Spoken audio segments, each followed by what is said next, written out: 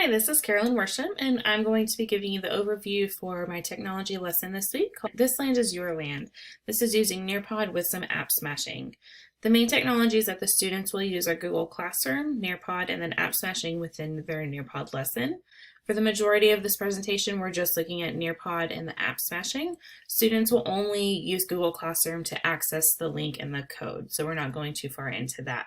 For their app smashing components, the students have embedded in this project vocabulary, sway, they'll take a virtual tour, they'll look at a Twitter account. They do not need to have a Twitter account to look at this.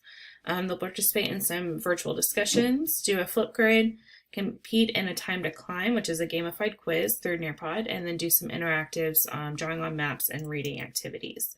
This lesson was specifically designed for 6th grade Social Studies TEK 6.3C, and this is just the preview of the lesson. This is a vocabulary video that the students can watch. Southwest and the west. You ready? Okay, and so here the students are learning to identify the regions and parts of the United States so that they can better understand where geographical features are located. Our next thing is a sway. If you're not familiar with these, they are preloaded information that are easily accessible in Nearpod. If you have Microsoft accounts, you can also create your own sways. We are a Google district, so we don't have that ability, but I do like that they have so many sways already created to use. So through this, the students can kind of scroll through here and look at different information about the United States. I find that this helps give our students some background information just to connect their ideas to and what they know about America already. But the students will look around the Grand Canyon and look at different land features and kind of talk about the landmark and how it's specific. So here I can drag and drop. I do work in a highly economically disadvantaged district. About 90% of our kids are on free and reduced lunch, and so I can guarantee the majority of them have not been to the Grand Canyon and most likely will not go anytime soon, especially in the coming year. This next option is a class discussion so that students can take a moment to digitally respond to how they filled out this question and just sort of contribute in that aspect. Okay, next this is a Twitter pop out. So if I click on this, it will open.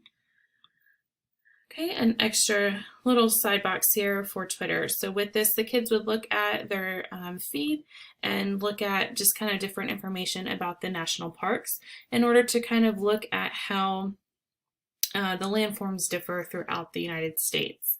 This leads us into a Flipgrid opportunity for our students. Okay. Through this, the students will click on this activity link and then they will look at different field trips and virtual trips through the national park of their choice, and then they'll record a response telling where they visited and kind of tell their friends and class about it.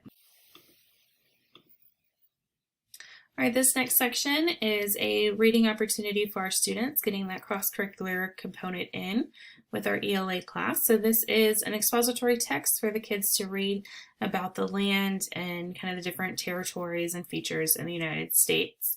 Our next session is an interactive map. So here the students need to label Mexico and color it green, and then label Canada and color it green. So down here I can choose different colors, and then I can color with my mouse so that I can label those easily. Okay, the same one is looking at rivers. So once again, an interactive map. And then this one is another interactive map, labeling the territories and just sort of identifying where those pieces are. This next part is a time to climb. I'm going to skip over this due to time, but it is essentially just a gamified quiz, okay? And then this takes us into a YouTube video looking at a political speech from President Trump talking about who owns the land and how that is decided. And this takes us into a New York Times article where they can look at who owns the land, who makes those decisions, do a class discussion of is it wise to cut this the size of state parks. The article from New York Times is talking about reducing the land and using that land. Right, so that was a very technology-packed activity in Nearpod. It's just sort of a really good way to kind of use Nearpod in a lot of different facets in order to really reach different aspects of a lesson and integrate technology for our students.